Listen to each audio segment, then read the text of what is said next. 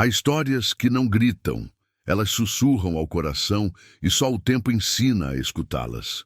Hoje você vai conhecer um encontro improvável entre dor e esperança, entre riqueza e humildade, entre alguém que mandava em tudo e alguém que só tinha fé.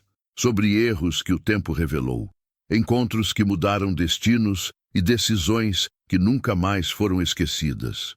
Se essa narrativa tocar algo aí dentro, inscreva-se no canal, ative as notificações e o chão brilhava mais do que os sentimentos, e os corredores longos pareciam esconder histórias que ninguém tinha coragem de contar em voz alta.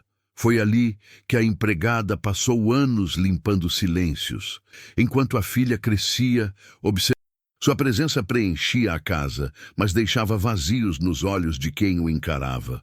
Falava pouco, mandava muito e acreditava que tudo tinha solução, desde que fosse paga. Dinheiro para ele sempre foi sinônimo de controle. Até o dia em que ela não invejava o luxo, mas sentia curiosidade sobre a liberdade que ele prometia. Aprendeu a ser invisível, porque assim doía menos. Mas invisibilidade também ensina a enxergar o que ninguém vê. A mãe carregava no corpo o cansaço de quem nunca pôde escolher parar. As mãos e ensinou à filha que algumas batalhas não se vencem de pé. O milionário observava aquela mulher de longe, como quem vê um detalhe da casa. Não sabia seu nome direito, apenas sua função. Mas algo naquela calma silenciosa o incomodava. Talvez porque ele tivesse tudo. Ela sentia que algo estava prestes a acontecer, como o ar antes da tempestade. Não era medo, era pressentimento. O tipo de pressentimento que avisa que destinos estão prestes a se cruzar. E foi nesse cenário, feito de diferenças, silêncios e expectativas, que o improvável... E ele começaria com 3 palavras que mudariam tudo. Ajoelhe-se e reze. O pedido não veio no momento certo, porque momentos certos quase nunca existem para o que muda uma vida. Veio num dia comum, desses que começam sem aviso e terminam.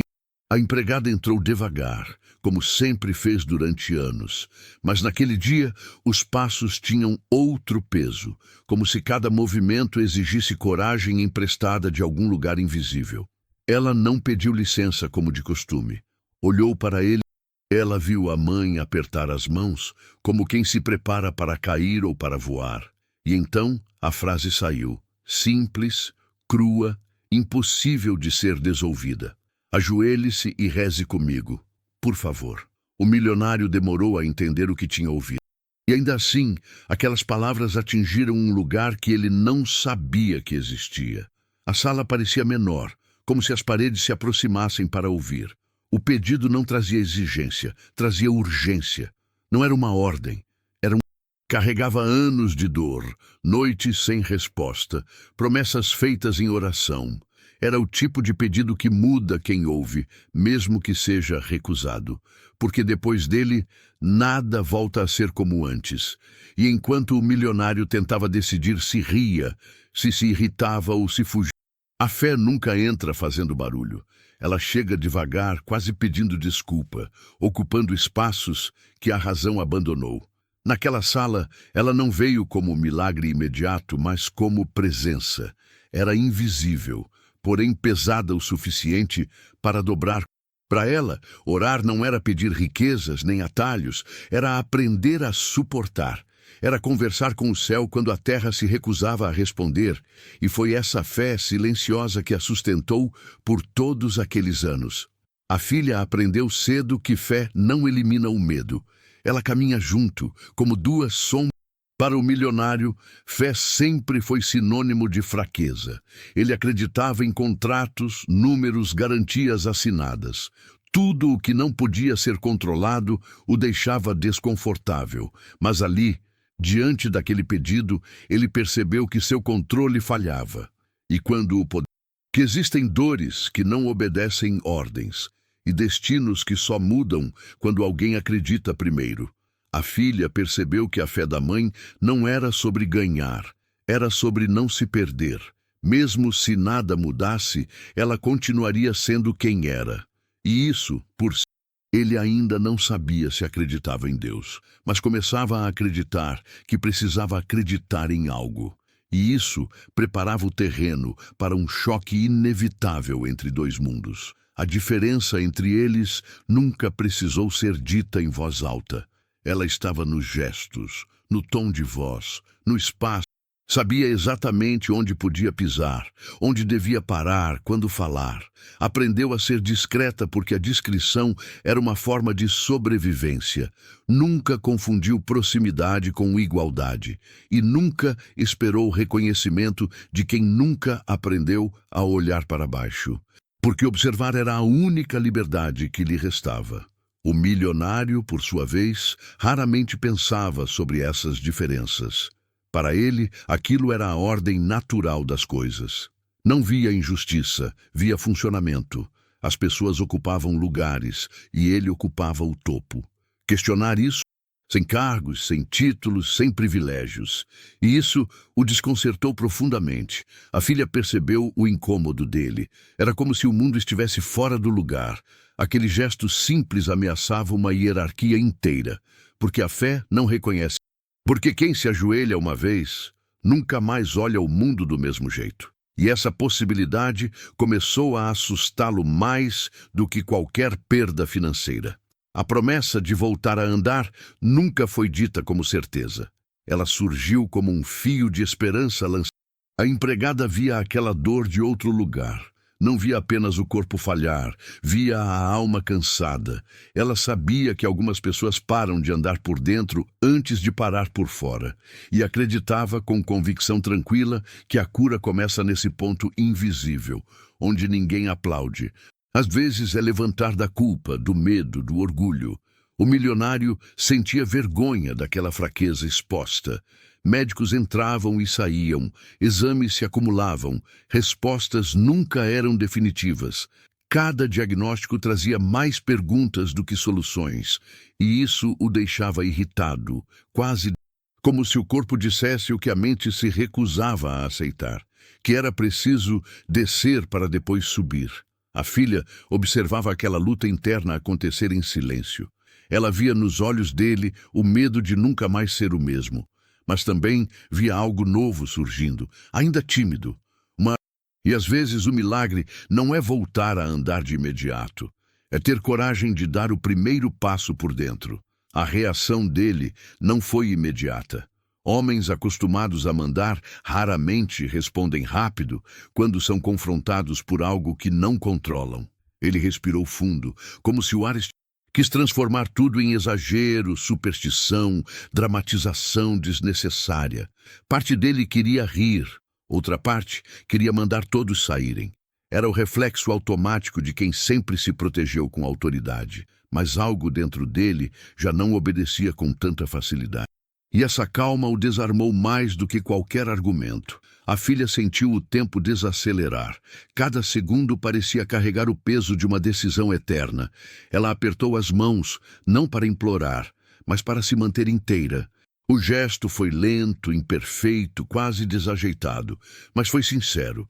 Ajoelhar não foi fácil. O chão parecia mais distante do que nunca. Mas quando ele tocou os joelhos no chão, algo quebrou por dentro. Não foi o corpo, foi o muro. O muro que ele construiu e aquele gesto silencioso carregava mais força do que 1000 palavras. A oração não começou com palavras bonitas. Começou com silêncio, respirações irregulares e corações expostos. Não havia certeza do que viria depois, mas havia algo raro.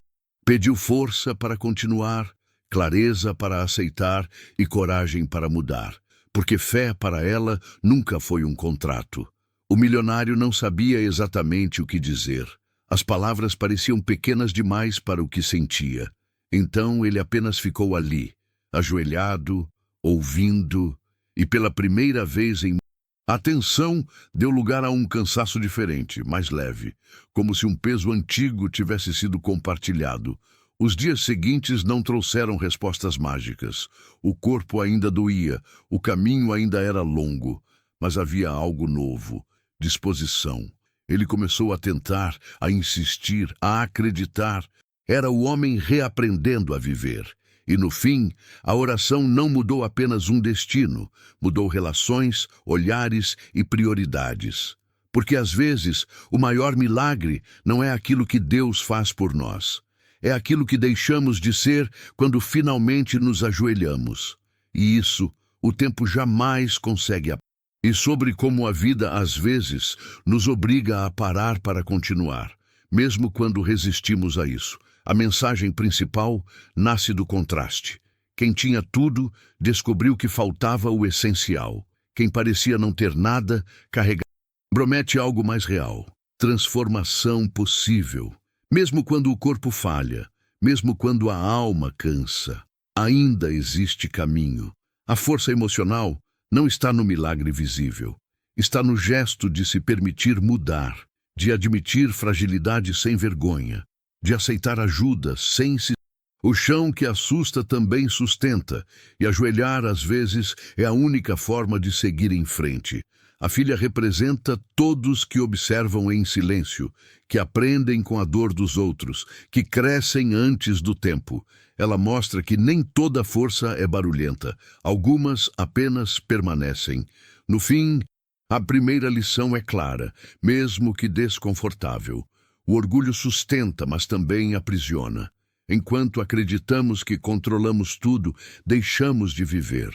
Só quando algo foge das mãos é que olhamos para dentro, e nem sempre gostamos do que encontramos. A fé aparece como segunda lição, sem a humildade surge como aprendizado inevitável, não como humilhação, mas como libertação. Quando todos se ajoelham, ninguém é maior que ninguém, e é nesse nível que as relações se tornam reais, sem máscaras, sem papéis. A empatia atravessa toda a história como um fio. Outra lição poderosa é sobre tempo. Ele não apaga tudo, ele revela. Revela erros, mas também oportunidades. Mostra quem permanece quando o brilho some, e ensina que nunca é tarde para mudar. A história ensina que transformação é processo. Às vezes, para continuar em pé, é preciso se ajoelhar, não diante das pessoas, mas diante da verdade. E quem aprende isso, carrega uma força diferente. Uma força que o tempo definitivamente não leva embora. Há histórias que não terminam quando acabam de ser contadas. Elas continuam vivendo dentro de... E deixe nos comentários qual foi o momento em que você precisou